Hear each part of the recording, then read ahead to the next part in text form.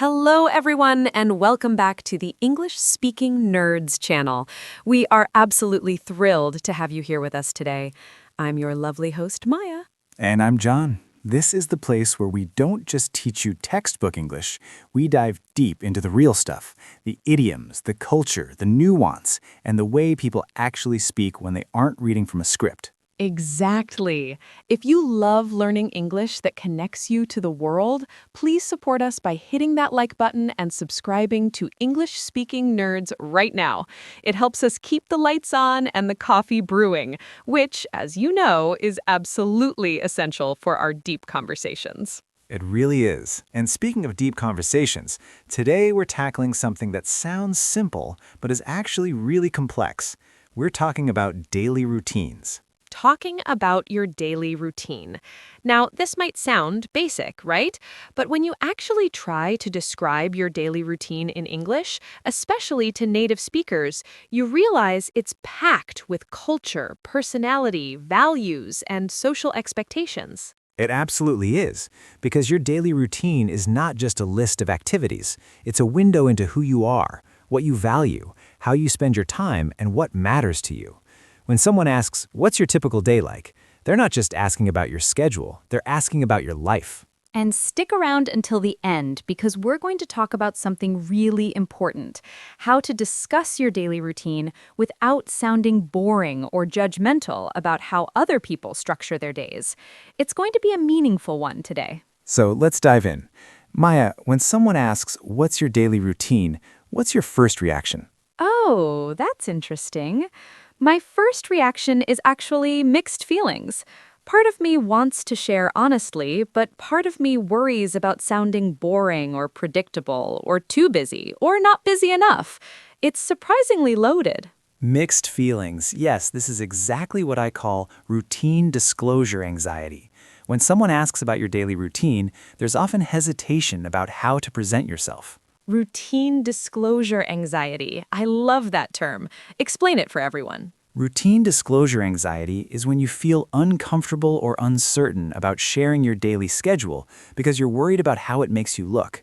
You wonder, will I sound lazy, too busy, boring, undisciplined? Will they judge my choices?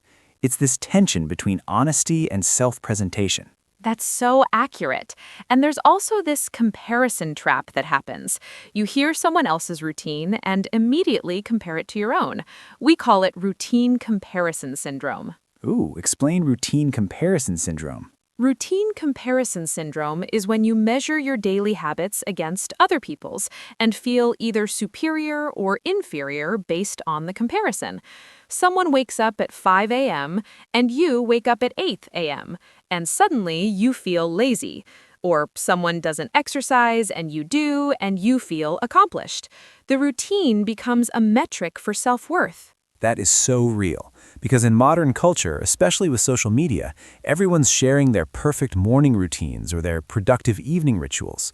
It creates pressure to have an impressive routine rather than an honest one. Exactly. And that's where we get into what I call routine performance culture. Routine performance culture. Define that for us. Routine performance culture is when people describe their daily routines in ways that emphasize productivity, balance, and achievement, rather than reality.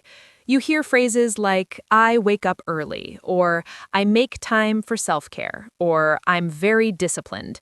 The routine becomes a performance of who you want to be, rather than who you are. It's a form of social presentation. People aren't just describing their day, they're describing an ideal version of themselves. And honestly, it's fascinating from a cultural perspective. Right, which brings us to something crucial, the vocabulary itself. You can't just say, "I wake up, I work, I sleep."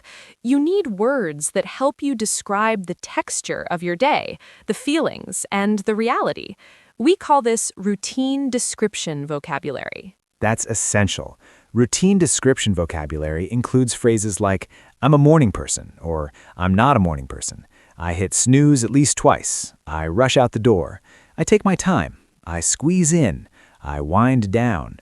"I crash." These phrases capture the emotional quality of your routine, not just the activities. and native speakers use them without thinking.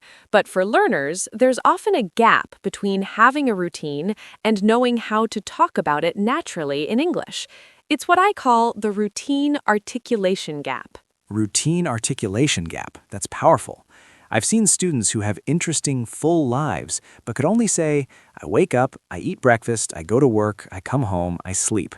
It doesn't capture the reality of their experience. It really doesn't, because daily routines have rhythm, emotion, variation, and meaning, and you need language that reflects that complexity, which is why we're doing this episode. We want to give you the tools to talk about your routine like a native speaker. So, let's start by talking about the different types of routine conversations, because understanding the context helps you choose the right approach. Absolutely. First, there's what I call casual routine small talk. These are brief conversations when someone asks about your day as a greeting. Casual routine small talk requires short, general answers. You say things like, oh, the usual, or pretty typical day, or busy as always, or can't complain. You're being polite and conversational, not detailed. Then there are getting to know you routine conversations. These happen when you're meeting someone new or building a relationship and they genuinely want to understand your life. Getting to know you routine conversations require more detail and personality. You share your schedule with commentary, like, I'm not a morning person, so I always hit snooze at least twice. Or, I try to go to the gym after work, but honestly, I skip it half the time. You're being honest and relatable. What about work-life balance conversations? Those are when people talk about how they manage their time between work and personal life. Work-life balance conversations require thoughtful language. You might say, I'm trying to set better boundaries, or work tends to take over my evenings, or I'm pretty good at disconnecting after work, or I struggle to find time for myself. These show self-awareness and honesty about challenges. And then there are productivity and self-improvement conversations.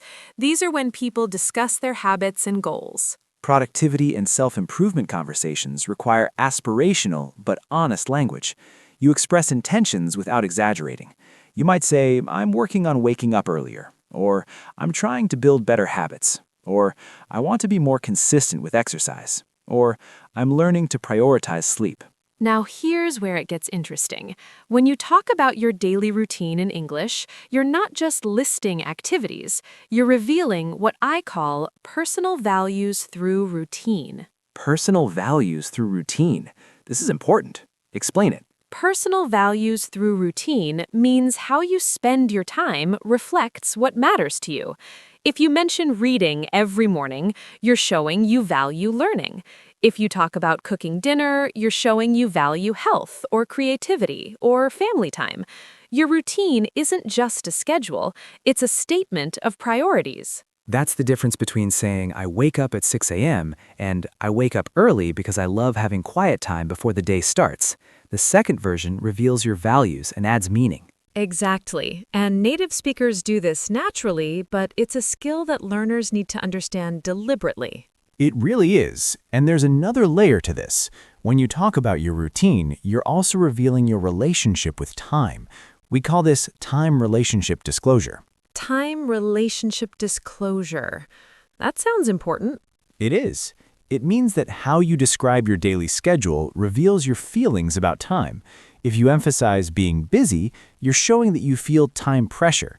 If you talk about taking your time with things, you're showing a more relaxed relationship with time. If you mention always running late, you're revealing stress or disorganization. So when I say my mornings are always rushed, I'm not just describing my schedule, I'm revealing that I feel stressed and possibly disorganized in the morning. Exactly. Which is why these conversations can feel surprisingly personal. You're not just sharing what you do, you're sharing how you feel about your life. Let's talk about something that affects many people, the difference between your actual routine and your ideal routine, because most people have a gap between the two. This is so important. There's a phenomenon I call the routine reality gap. The routine reality gap. Define it. The routine reality gap is the difference between the routine you wish you had and the routine you actually have. You want to wake up early and exercise, but you actually hit snooze and skip breakfast. You want to cook healthy meals, but you actually eat takeout. You want to read before bed, but you actually scroll on your phone. It's the space between intention and reality. But here's the thing. Everyone has this gap. The question is how you talk about it honestly without beating yourself up. Exactly. So how do you discuss the routine-reality gap without sounding defensive or overly self-critical? I think you start with what I call honest routine framing. You present your routine as it is, not as you wish it were, but with self-awareness and sometimes humor. Honest routine framing. Explain that. Honest routine framing means you describe your routine truthfully while acknowledging imperfections without shame. Instead of saying, I wake up at 5 a.m. and meditate, when you actually don't, you say, I'm supposed to wake up at 6, but I usually hit snooze until 6:30. Or, I'm trying to exercise in the mornings, but it doesn't always happen.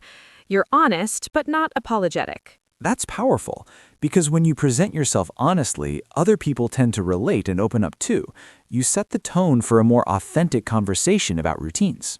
Exactly. And you can use phrases like, I'm working on it, or that's the goal anyway, or in theory, or I try to. These phrases acknowledge the gap between intention and reality without excessive self-criticism. Now, let's talk about vocabulary, because having the right words makes these conversations so much easier. What are some basic phrases for describing your morning routine? You can start with, I wake up at, or I usually get up around, or my alarm goes off at. These are your foundation phrases for discussing the start of your day. And for describing how you feel in the morning? You can say, I'm a morning person, or I'm not a morning person, or I'm groggy when I first wake up, or I need coffee before I can function, or I pop out of bed ready to go. These phrases describe your morning personality. What about describing the pace of your morning? Try phrases like, I take my time, or I rush around, or my mornings are chaotic, or I have a calm morning routine, or I'm always running late, or I'm very organized in the morning. These show the emotional quality of your morning.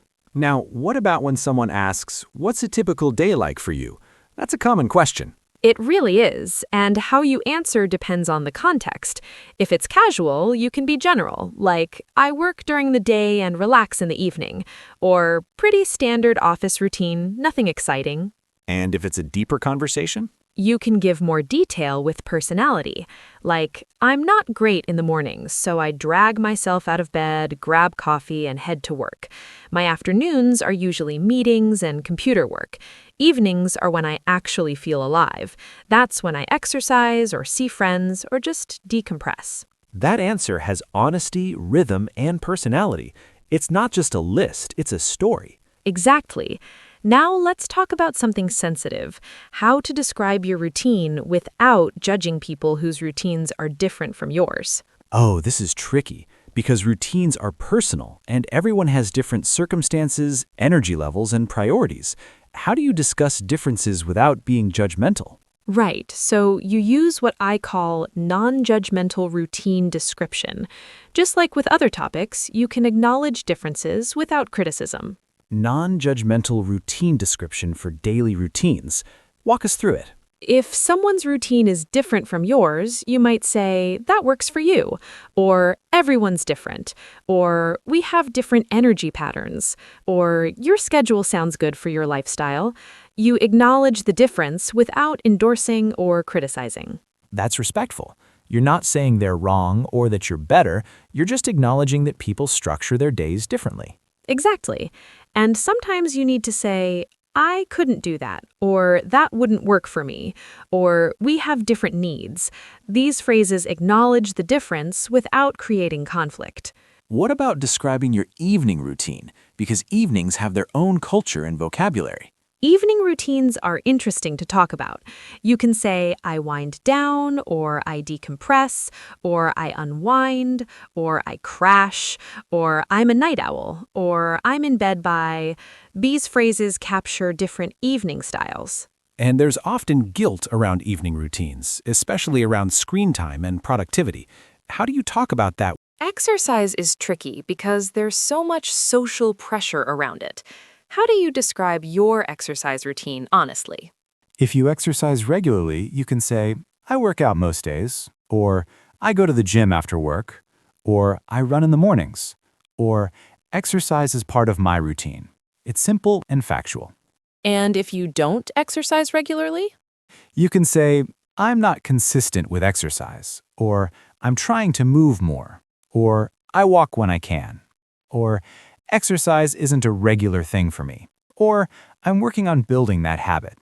These are honest without being defensive. That phrase, I'm working on building that habit, is useful because it acknowledges the gap without shame. It's forward-looking. Exactly. Now let's address something really important. Work routines, because work dominates most people's days. Work routines are central to routine conversations. When someone asks about your day, they're often really asking about your work. How do you describe your work routine? You can focus on structure, like I work 9 to 5, or I work from home, or my schedule varies, or I'm always on the go, or I'm at a desk all day, or I work odd hours. And you can add feeling, like work is pretty intense, or my job is demanding, or I have a good work-life balance, or work takes over my life sometimes, or I'm lucky to have flexible hours. These descriptions give facts, but also show your relationship with work. They're more interesting than just, I work. What about weekday versus weekend routines? Because those are usually different. Weekend routines are great to talk about because they show what you choose to do when you have freedom. You might say, weekends are for catching up on sleep, or I'm very productive on weekends, or I try to get out of the house, or weekends are family time. And you can contrast weekdays and weekends, like weekdays are chaotic, but weekends are calm, or I'm more relaxed on weekends, or honestly, my weekends are as busy as my weekdays. Let's talk about something that many people experience, routines that feel stuck or boring. How do you talk about routine monotony? Routine monotony is real. Many people feel like every day is the same. How do you express that without sounding depressed or ungrateful? You can be honest with a light tone, like every day kind of blends together, or it's pretty repetitive, not gonna lie, or same thing, different day, or I'm in a bit of a rut, or my routine could use some variety. Those phrases acknowledge monotony without being overly negative. They're honest, but not heavy. What about when your routine changes? Life transitions, new jobs, moving cities, these all disrupt routines. How do you talk about routine change? Routine change conversations are interesting because they show flexibility or struggle. You might say, I'm still adjusting to my new schedule, or my routine completely changed when or I'm trying to establish a new routine, or everything's different now. And there's often mixed feelings about routine change. You can express that. I miss my old routine, or I'm enjoying the change, or it's been an adjustment, or I'm still figuring things out. Now let's talk about a fun aspect, morning rituals versus evening rituals. These are the small habits that make routines feel personal. Rituals are what make routines meaningful. A ritual is different from a task. It has emotional significance. How do you talk about your rituals? You emphasize the meaning, like, I always start with coffee. It's my moment of peace. Or, I read before bed. It helps me relax. Or, I write in my journal every morning. Or, evening walks are sacred to me. Those examples show that these aren't just activities. They're important personal practices. The language reflects the value. Exactly. And native speakers understand the difference between saying, I drink coffee, and coffee is my morning ritual. The second one has weight and meaning. Let's address something that comes up in routine conversations: time management and productivity. How do you talk about being productive without sounding like you're bragging? Time management talk can sound preachy if you're not careful. The key is being descriptive, not prescriptive. You describe what works for you without implying others should do the same. So instead of, you should wake up early, you say, I wake up early and it works for me. Or, early mornings give me energy. You're sharing your experience, not giving advice. Right, and you can acknowledge that it's personal, like, I'm a planner, so I schedule everything, or I like structure, or I need flexibility. You're explaining your preference, not judging alternatives. What about routines around sleep? Because sleep is such a big topic, and people have strong feelings about it. Sleep routines are personal and often contentious. How you talk about sleep reveals priorities. You might say, I prioritize sleep, or I'm a night owl, or I need 8 hours, or I can function on 6 hours, or I struggle with sleep. And there's judgment around sleep. Some people think sleeping a lot is lazy, others think not sleeping enough is unhealthy. How do you navigate that? You can be confident in your needs, like, sleep is important to me, or I function better with less sleep, or my body needs more rest, or everyone's different. You state your reality without apologizing. Now let's talk about something that many people wonder about: ideal routines. How do you discuss the routine you want to have without sounding like you're not happy with your current life? This is such a personal question. The key is being aspirational without being negative about the present. How do you express goals for your routine? You can say, I'm working toward, or eventually I want to, or my goal is to, or I'm trying to incorporate. These phrases show growth mindset without rejecting your current reality. And you can be specific. I want to start exercising in the mornings, or I'd like to read more, or I'm trying to reduce screen time, or I want to wake up without hitting snooze. These are concrete, relatable goals. Let me ask you something personal, Maya. What's your honest daily routine? Oh, that's a good question. Honestly, my mornings are not glamorous. I'm not a morning person at all. I hit snooze, I rush around, I barely have time for breakfast. I get to work feeling scattered. But my evenings are better. I'm more alive then. I cook, I read, I talk to friends. I'm a night person trying to function in a morning person's world. I appreciate that honesty. It's real and relatable. What about you, John? For me, I'm pretty routine-oriented. I wake up at the same time every day. I have my coffee while checking emails. I work out at lunch, and I'm in bed by 10. It sounds boring when I say it out loud, but the structure helps me feel grounded. I struggle when my routine gets disrupted. That's a thoughtful perspective. Thank you for sharing that. Thank you for asking. And that's really what this episode is about: finding the words to describe your daily life authentically, whether your routine is structured or chaotic, productive or relaxed, exciting or ordinary. So we want to hear from you. Tell us in the comments, what's your daily routine? Use some of the phrases we discussed today. Share your morning, share your evening, share one thing you'd like to change. Be honest. And don't worry about perfect grammar or perfect English. Just practice expressing your real life. We'll read every comment and respond. Because your routine matters. Whether you wake up at 5 a.m. or 10 a.m., whether you're super productive or just getting by, whether you love your routine or want to change it, your life is valid and worth describing. If you found this conversation helpful and learned some new ways to talk about your daily routine, please give us a thumbs up. And share this video with someone who's learning English, maybe someone who struggles to describe their day beyond basic sentences. This might give them the language they need. Subscribe if you haven't already, and hit the bell icon so you don't miss our next episode. We're going to keep exploring real communication, real culture, real life. Until next time, stay nerdy, stay curious, and keep living your life in whatever way works for you. See ya! Bye, everyone.